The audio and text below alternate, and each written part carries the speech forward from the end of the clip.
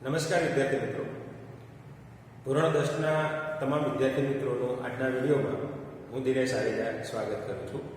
આપણે પાઠ 3 શિલ્પ અને સ્થાપત્ય કલા વિશે અભ્યાસ કરી રહ્યા છીએ મિત્રો, જેમાં આપણે પ્રાચીન ભારતનું નગર આયોજન અને મોહેજો-દડોનું નગર આયોજનનો અભ્યાસ કર્યો છે. હવે આપણે વાત કરીએ છીએ હડપ્પા.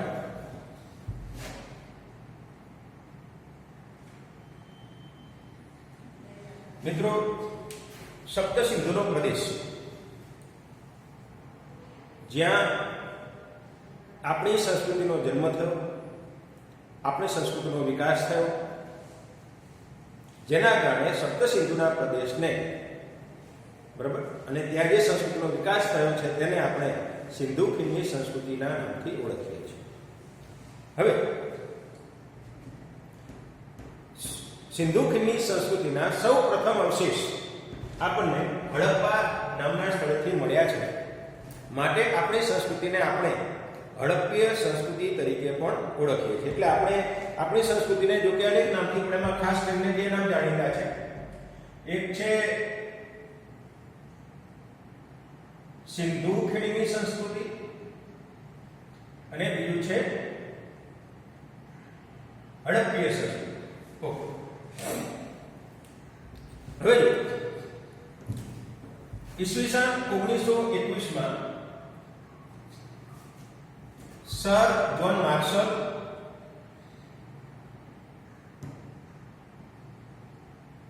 અને કર્નલ મેકી આ બંનેના વડપણ હેઠળ આપણા ભારતના પુરાતત્વવિદ, જેમનું નામ છે દયારામ સહાની, દ્વારા ત્યાં ઉત્ખનન કરવામાં આવ્યું અને પ્રથમ વખત અતિ પ્રાચીન અવશેષો ધરાવતું શહેર આપણને મળ્યું, જે પંજાબની અંદર મોન્ટેગોમરી નામનો જિલ્લો છે. ત્યાં હડપ્પા પાસેથી ખોદકામ કરતા આપણને આ અતિ પ્રાચીન સ્થળ મળી આવ્યું છે. અહીંયાથી આપણને તાંબાના અને પાષાણના ઓજારો અને ચીજ વસ્તુઓ પણ મળ્યા છે, જેના કારણે જેને તામ્ર પાષાણ યુગની સંસ્કૃતિ પણ કહેવામાં આવે છે.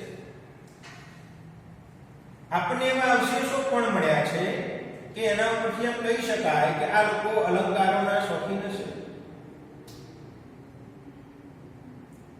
આભૂષણ પહેરવાના શોખીન હશે, એ પણ આપણને જોવા મળે છે. હડપ્પીય સંસ્કૃતિના જેટલા નગરો મળ્યા છે મિત્રો, એના ઉપરથી એક વાત સાબિત થાય છે કે એ નગરોની કિલ્લેબંધી અને જે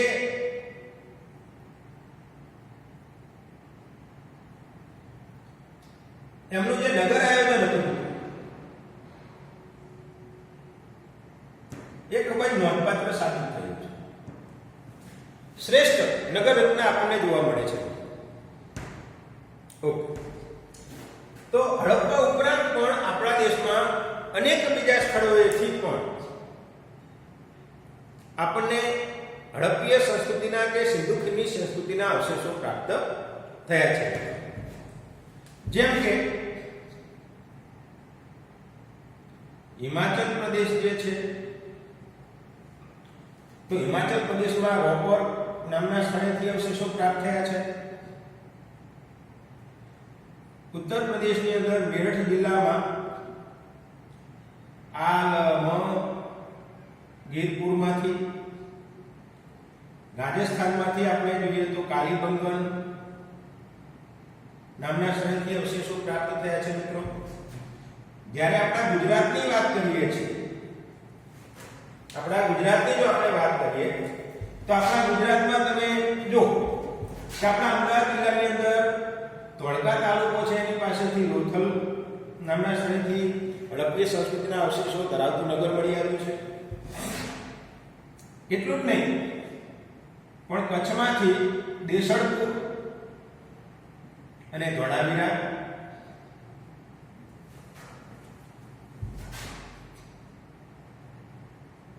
લીમડી પાસેથી રંગપુર,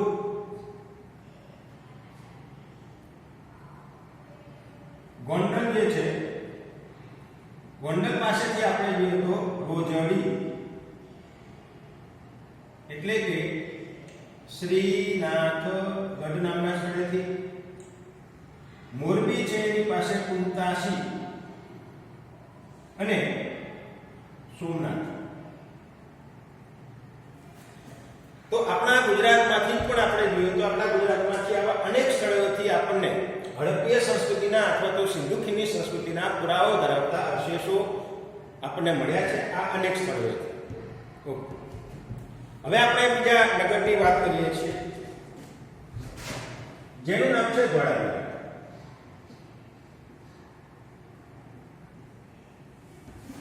યાદ રાખજો ધોળાવીરા.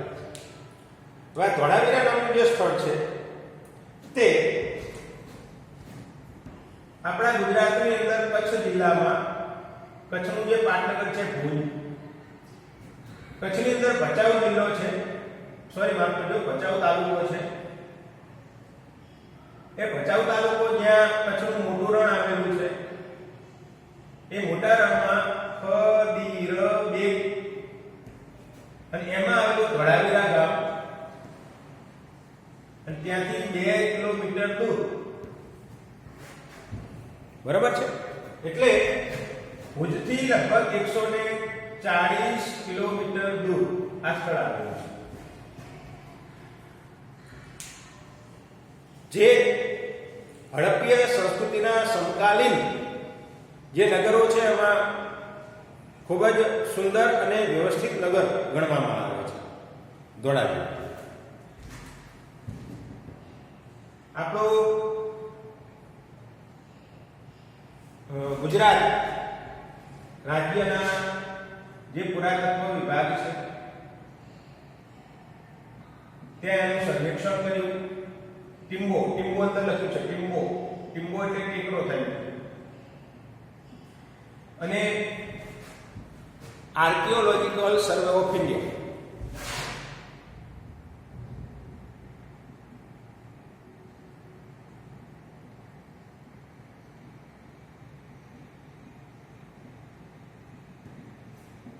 આ સંસ્થાએ ત્યાંનું સંશોધન કર્યું અને 1990 રવિન્દ્રસિંહ બિસ્ના વડપણ હેઠળ એમના માર્ગદર્શન હેઠળ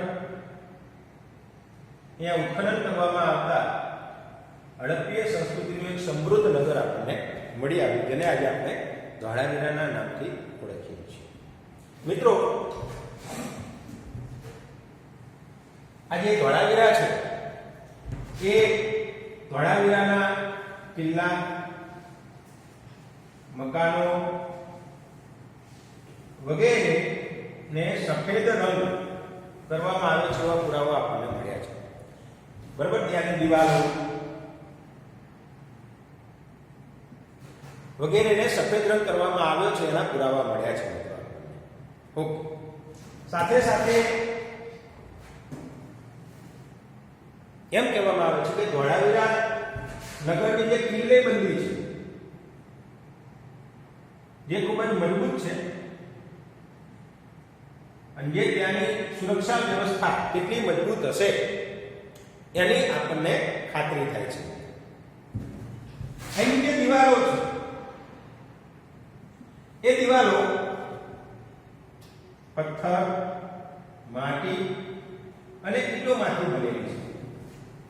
પથ્થર, માટી અને ઈંટોમાંથી બનેલી છે. અને બહુ મહત્વપૂર્ણ વાત જો આપણે કરીએ તો ધોળાવીરામાંથી આપણને પાણી શુદ્ધિકરણ કરવા માટેનો આખો પ્લાન્ટ મળી આવ્યો છે, જ્યાં પીવાનું પાણી ગળે શુદ્ધ થઈને ગળાઈને આવે એવું આયોજન કરવામાં આવ્યું હતું. આજના આપણા આધુનિક યુગની અંદર આપણે જે આરો પ્લાન્ટ નાખીએ છીએ ઘરમાં કે જેમાં પાણી આપણે શુદ્ધ થઈને આવે, અને એમાં તો આપણે જાણીએ છીએ કે આપણા TDS ઘટી જાય છે અને એના કારણે અનેક રોગોને આમંત્રે છે. પણ આજથી હજારો વર્ષ પહેલા આપણું કુદરતી પાણી જે છે એ કુદરતી પાણી શુદ્ધ થઈ ગળાઈને આવે અને પાણી શુદ્ધ, જેથી કરીને લોકો શુદ્ધ પાણી પી શકે એવી વ્યવસ્થા એ ધોળાવીરામાં આપણને જોવા મળે છે. એટલે એનો અર્થ એવો થયો મિત્રો કે આજના આધુનિક યુગની અંદર પણ આ આપણે કરી શક્યા નથી, આટલા હજાર વર્ષો પછી પણ. બરોબર છે? આવી કોઈ વ્યવસ્થા આજે આપણી પાસે નથી. તો આમ ધોળાવીરા એ હડપ્પીય સંસ્કૃતિનું એક અદ્ભુત કહી શકાય એવું નગર ગણવામાં આવે છે. આ ઉપરાંત આપણે અન્ય બીજા શહેરની વાત કરીએ છીએ તો એમાં આપણે જોઈએ તો લોથલ.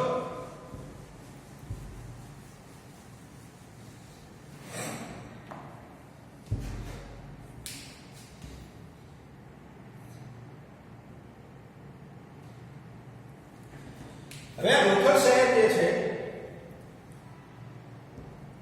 જે આપણા અમદાવાદની અંદર, અમદાવાદ જિલ્લાની અંદર ધોળકા તાલુકો છે કે ધોળકા તાલુકામાં લોથલ નામના સ્થળે આ શહેર આપણને મળ્યું. ધોળકાની બે નદીઓ, એક ભોગાવો અને બીજી સાબરમતી, આ બંને નદીના વચ્ચેના પ્રદેશમાં આ લોથલ આવેલું છે, જે ખંભાતના અખાતથી 18 કિલોમીટર દૂર છે. ખંભાતના અખાતથી 18 કિલોમીટર દૂર આવેલું છે. આપણને લોથલમાંથી માનવ વસાહતના 3 થર મળી આવ્યા છે. તમે જો, આપણે જે પ્રાચીન ભારતનું નગર આયોજન ભણ્યા હતા ને, એમાં શાસક અધિકારીઓનું બરોબર છે આવાસો, જેને સીતાડેલ કહેવામાં આવે, દરબારગઢ કહેવામાં આવે, પછી અન્ય શાસક અધિકારીઓના આવાસો ધરાવતું નગર જેને આપણે ઉપલું નગર કહ્યું હતું, સામાન્ય નગરજનોના આવાસો જેને આપણે નીચલું નગર કહ્યું હતું. તો એ 3 થર છે. 3 થર આપણને અહીંયાથી મળી આવ્યા છે. એટલું જ નહીં, પણ એનો જે નીચાણવાળો ભાગ છે ત્યાંથી આપણને ધક્કો, જેને ડોકયાર્ડ કહેવામાં આવે છે, જે મળી આવે છે. હવે એનો એ શા માટે, તો કે 2 કારણો આપ્યા છે. એક તો પૂરથી બચવા માટે અને બીજું જહાજો લાંગરવા માટે. બરાબર?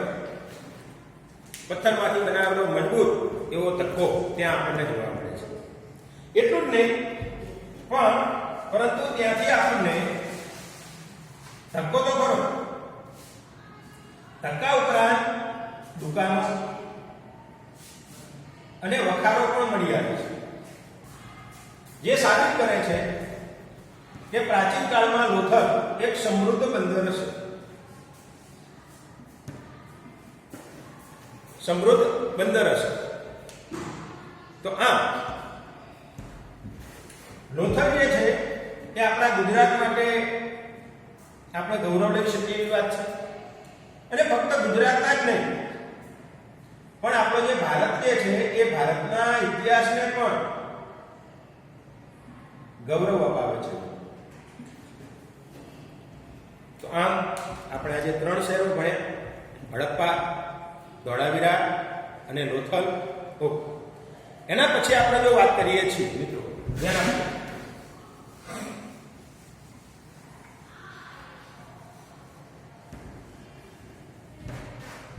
તો આપણે એક નવા ટોપિકની શરૂઆત કરી રહ્યા છીએ, જેનું નામ છે મૌર્ય કાલીન કલા.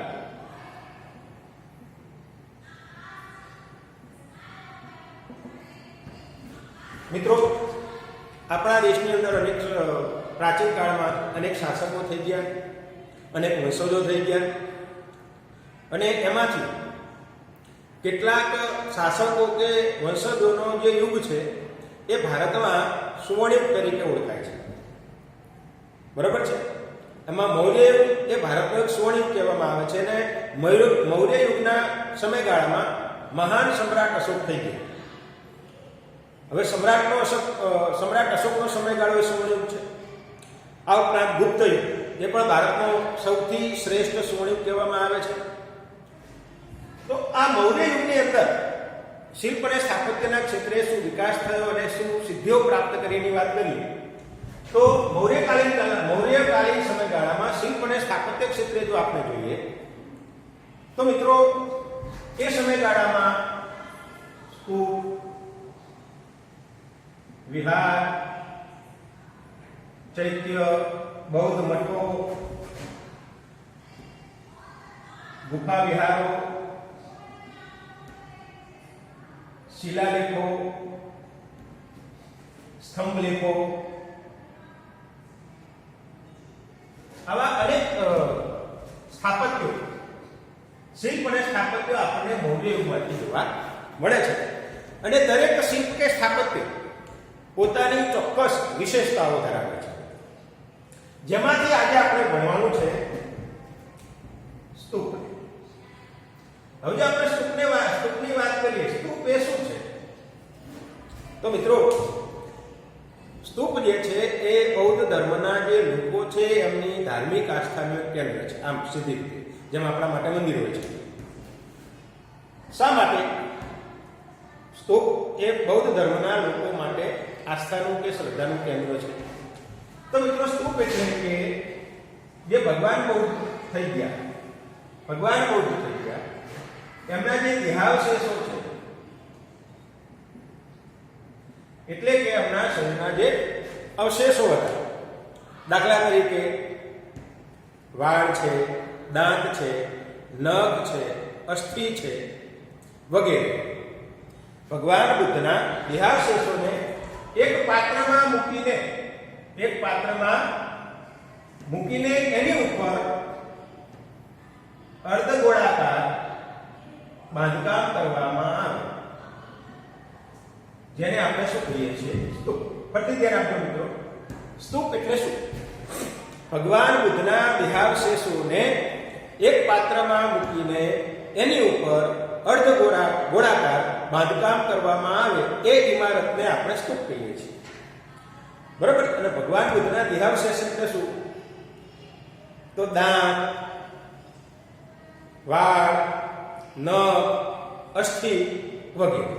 બરાબર છે. અને આ બાંધકામ જે છે જે પથ્થર અથવા તો ઈંટો દ્વારા કરવામાં આવે. સમ્રાટ અશોકના સમયગાળાના આપણને આવા 5 સ્તૂપો, સમ્રાટ અશોકના સમયગાળાના આવા 5 સ્તૂપો જાણીતા છે. જેમાં જો સાંચીનો સ્તૂપ 1, સારનાથનો સ્તૂપ 2, બેરતનો સ્તૂપ 3, બરાબર. 4માં નંદનગઢનો સ્તૂપ, બરાબર. અને 5 આપણા ગુજરાતમાં દેવની મોરીનો સ્તૂપ. આ 5 સ્તૂપો છે એ સમ્રાટ અશોકના શાસનકાળના ગણવામાં આવે છે. બરાબર છે. તો સમ્રાટ અશોકના શાસનકાળના 5 સ્તૂપો જાણીતા છે. પછી કયા? સાંચીનો સ્તૂપ, સારનાથનો સ્તૂપ, બેરતનો સ્તૂપ, નંદનગઢનો સ્તૂપ અને ગુજરાતમાં દેવની મોરીનો સ્તૂપ. હવે જો એ સમ્રાટ અશોકનો સમયગાળો એ બૌદ્ધ ધર્મ અને બૌદ્ધ ધર્મના શિલ્પ સ્થાપત્યનો સ્વર્ણિમ ગણવામાં આવતો. તો એ સમયગાળામાં સમ્રાટ અશોકના સમયગાળામાં અથવા તો મૌર્ય યુગના સમયગાળામાં આપણા ભારતમાં અનેક સ્તૂપો, વિહારો, ચૈત્યો, મઠો, બૌદ્ધ મઠો, ગુફા વિહારો, શિલાલેખો, સ્તંભલેખો આ પ્રકારના અનેક સ્થાપત્યોની રચના થયેલી આપણને જોવા મળે છે. જેમ મેં તમને કહ્યું એ પ્રમાણે આપણે વાંચન કરવાની છે સ્તૂપની. હવે એમાં મહત્વપૂર્ણ છે સાંચીનો સ્તૂપ, જે ભારતમાં આવેલા તમામ સ્તૂપોમાંથી સૌથી સુંદર અને કલાત્મક સ્તૂપ ગણવામાં આવે છે. સાંચી જે મધ્યપ્રદેશની અંદર, મધ્યપ્રદેશનું જે પાટનગર છે ભોપાલ, ત્યાંથી લગભગ 35 કિલોમીટર દૂર સાંચી નામના સ્થળે આ સ્તૂપ આવેલો છે, જે ફરતી ધ્યાન આપ્યું ભારતની શિલ્પ અને સ્થાપત્ય કલાનો એક ઉત્કૃષ્ટ નમૂનો ગણવામાં આવે છે. હવે આપણે સમજવાનું છે કે સ્તૂપ એ શું છે, સ્તૂપની રચના શું છે, આપણે સમજવાની છે. સમજ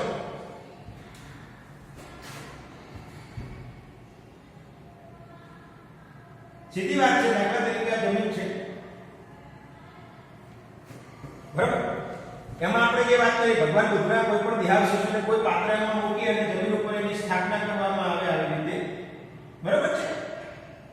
અને એની ચારે બાજુ અર્ધગોળાકાર આવું બાંધકામ કરવામાં આવે, જે નક્કર બાંધકામ ઈંટો અથવા તો પથ્થર દ્વારા.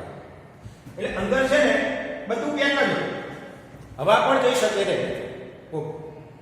હવે સ્તૂપની રચનાના ભાગની વાત કરીએ તો સ્તૂપની જે રચના છે એનો સૌથી ઉપરનો જે ભાગ છે ટોચ, ત્યાં આવી રીતે ચારે બાજુ અર્ધગોળાકાર ગોળાકાર આવી રીતે રેલિંગ આવેલી હોય છે, પથ્થરમાંથી બનાવેલી, જેને હર્મિકા કહેવામાં આવે છે. ખાસ ધ્યાન આપજો, એને શું કહેવામાં આવે છે? હર્મિકા. ઓકે. બીજું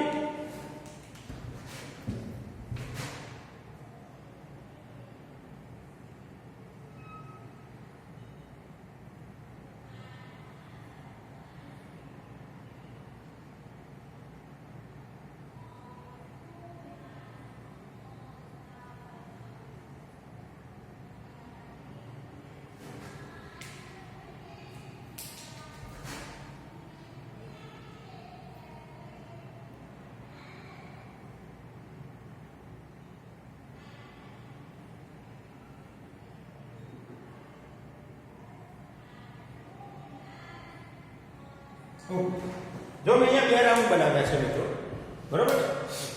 એમાં આ સૌથી ઉપરનો જે રાઉન્ડ છે એ સ્તૂપની ચારે બાજુ ગોળ ફરતો છે, બરોબર છે? જ્યાંથી આપણે સ્તૂપની પ્રદક્ષિણા કરવામાં આવે, એટલે સ્તૂપ ઉપર ઊંચાઈ ઉપર રહેલા, બરોબર, ગોળ ફરતા રાઉન્ડને જ્યાં પ્રદક્ષિણા કરવામાં આવે છે એ ભાગને મેઘી કહેવામાં આવે છે. અને બીજો રાઉન્ડ જે છે એ પ્રદક્ષિણા પર છે, એનો ઉપયોગ પણ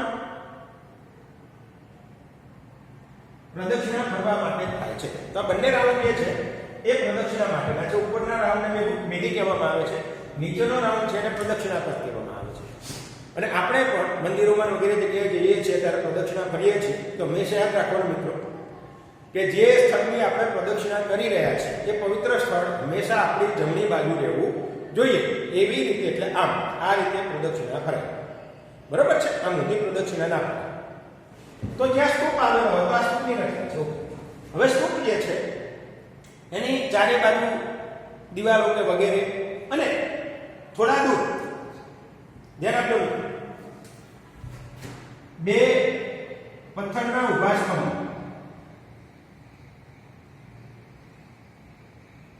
ઓકે, કલાત્મક, અને એની ઉપર આમ સીધા અથવા તો વક્રાકાર, બરોબર છે?